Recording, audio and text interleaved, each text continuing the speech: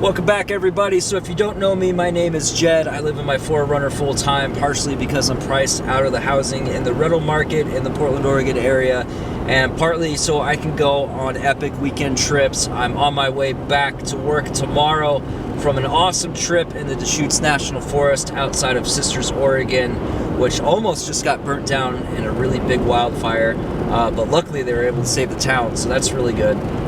So this video is about my experience with the police the other night in Cannon Beach, Oregon.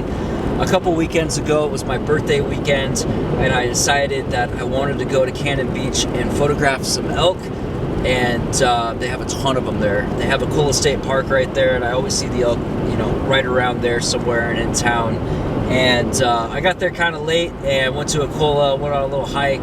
And usually when I go to Cannon Beach, I park on the outskirts of town.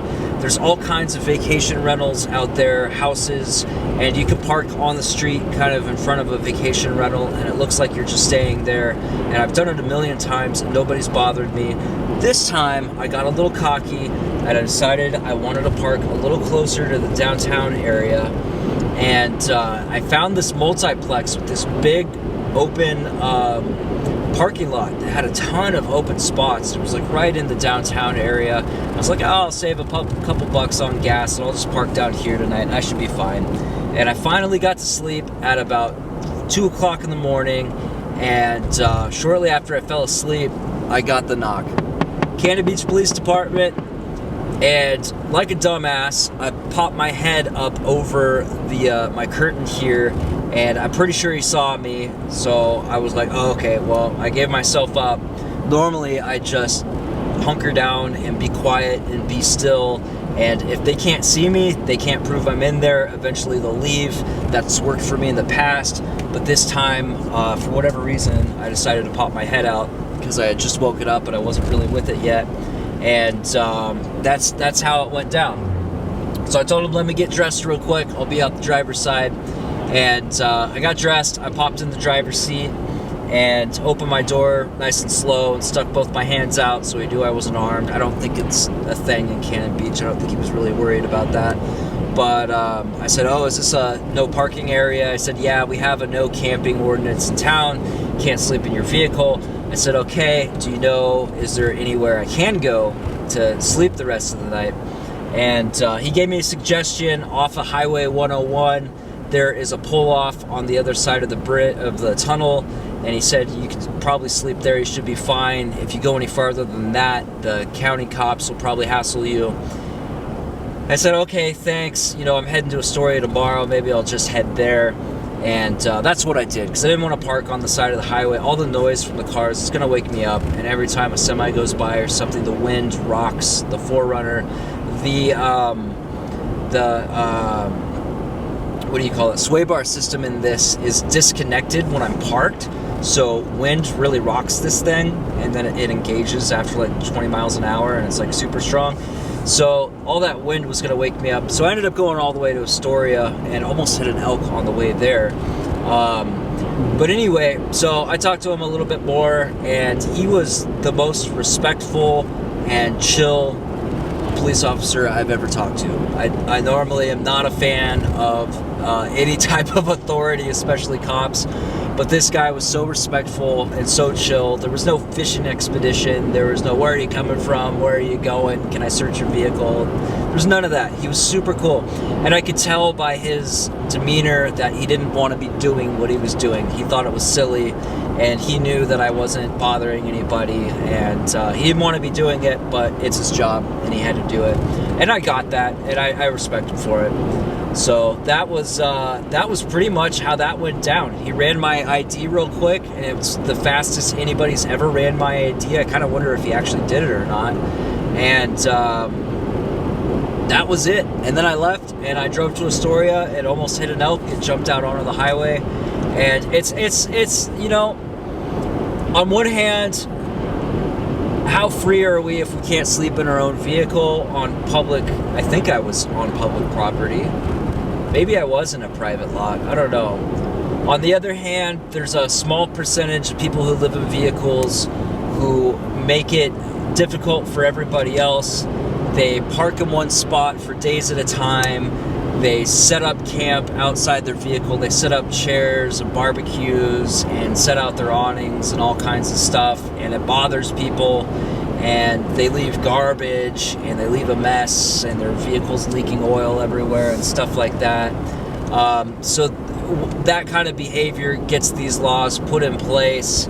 And another part of it is just control. They want everybody to be forced to pay for hotels, pay for campgrounds, pay for apartments, pay for houses. They don't want us to be free, but that's another topic for another time.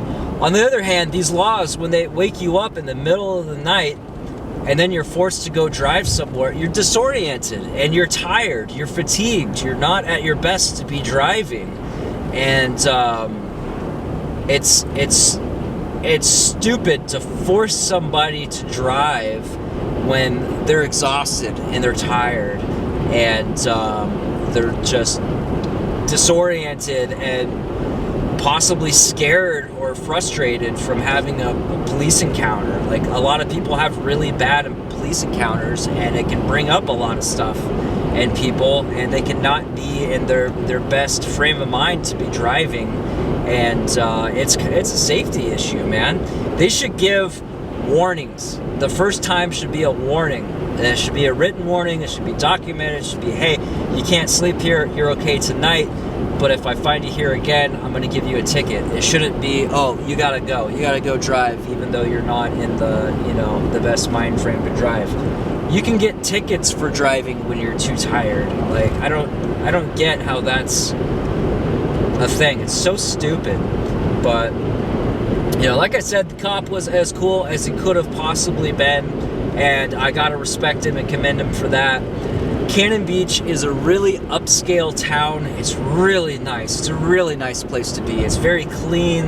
It's very safe. It's beautiful visually. It's a stunning, just out of this world place to be. It is so beautiful and so nice, and they're trying to keep it that way. And they're trying to prop up the economy by forcing people to pay for the overpriced campground and the overpriced hotels. I guess it's not overpriced because it really is a special place, and it's only seasonal. They're only open half the year because in the wintertime it's stormy, it's rainy, it's windy. People don't want to be there as much. But that's my story of getting the knock in Cannon Beach. I talk on this channel all the time about how my vehicle's stealthy, and here I am making a video about getting the knock. But if when I asked the cop how he knew I was in the vehicle, he said that, well, the people who park here live here, and I have never seen this vehicle here, and I saw, the roof rack with the storage boxes and the solar panel and the ladder on the back with the back, he called it the backpack, the bag on the back. He said it looked like someone might be living in here, and I decided to check. So, and he said, I think he said I decided to check. So if I had not popped my head out, if I had not announced my position as actually being in here, I have a feeling that he would have just gone away, and that would have been that. And I could have just woken up in the morning and left and not been bothered again. But that's where we're at. So the stuff on the roof and the backpack did give me away. In my mind, I thought this just looks like an overland vehicle, but when you're on overland trips, sometimes you got to stay in the city. When you're between places and there's nowhere to camp for free, like really close to Cannon Beach. And I was gonna wake up in the morning and go to my favorite seafood restaurant, Nakula Seafood Market in Cannon Beach, and get my favorite fish and chips. The salmon fish and chips there is amazing. The halibut and cod is too. Or I haven't tried the cod, but the halibut is. But the salmon fish and chips there, oh my god, it's so good. The normal size portions are for like 2 people. Get the kid size if you're just a solo person, unless you're like super hungry or like a really big person or something. But yeah, I was there to spend money. I went to the grocery store that day. I had gone to the gas station. I was spending money in town, and it's kind of silly to drive people out that are spending money. There's a lot of Sprinter vans in town. I don't know where they go to park. But there's a lot of Sprinters, and those guys are all like working remote. They have money, they're spending money. It's not like I'm some, just homeless person without a job living on food stamps and welfare or something, which, you know, or God forbid, a retired person who just doesn't make enough money to have a place to live and is just living in a vehicle. I'm not trying to talk poorly of people who are broke and living in their cars, because there's a lot of people like that that are in that situation at no fault of their own. They have disabilities, they're elderly, they can't find a job. There's lots of different reasons why people live in vehicles, and I don't want to put them in a little box, because people put me in that little box, and I definitely don't appreciate that. The law puts me in that box. That no camping ordinance in Cannon Beach, that's putting me in that little box, and that kind of pisses me off. So anyway, that's my story, guys. It is what it is. I will probably not be sleeping in Cannon Beach anymore, because now the PD knows me as someone that lives in my vehicle, so sleeping on the outskirts of town probably isn't going to work there anymore. So I'll just have to pass through. But I can go north, I can go south. It's not the end of the world. It is what it is. Cannon Beach really is a special place, though. Thanks for watching. See you next time.